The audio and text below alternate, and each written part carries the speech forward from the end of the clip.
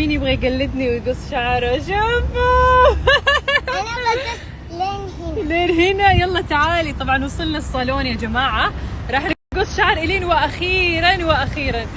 والله يا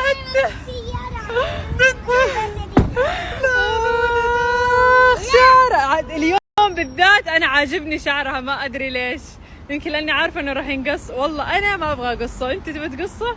لا طبعا انا احب الشعر الطويل. بس هو شوف اريح لي طبعا لما اسرح له المدرسه الشعر القصير صراحه. لا بس انا عاجبني شعره مره حلو صح لولي. Are you sure about that؟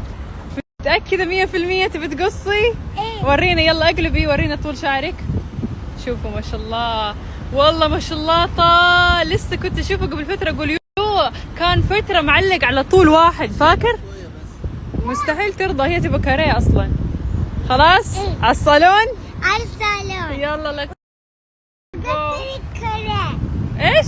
كورة. كوريه اسمها كاريه مو كوريه. كورة.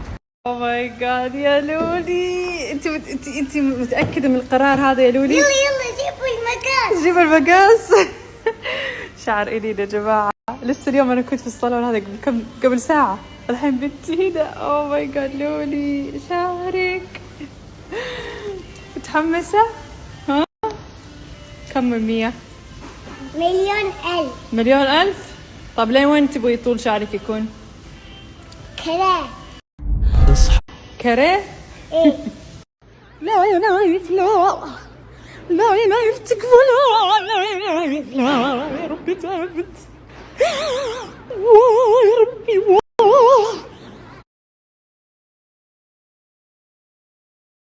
أنا لين قاعدة الحين تروي الشارع عشان حنبدأ قص. إيناس يدك خضراء ولا زرقاء ولا إيش لونها بالضبط؟ خضراء. هنشوف. اليوم تاريخ كم؟ 21 مارس.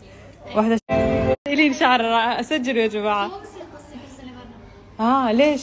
لازم الأطراف. خلاص حنجيكي كل شهرين كذا تقص الأطراف، إن شاء الله يدك تكون خضراء. أنا صدق إنه شعر على بال ما يطول هذا الطول قعد 2 سنين. والله طول مرة.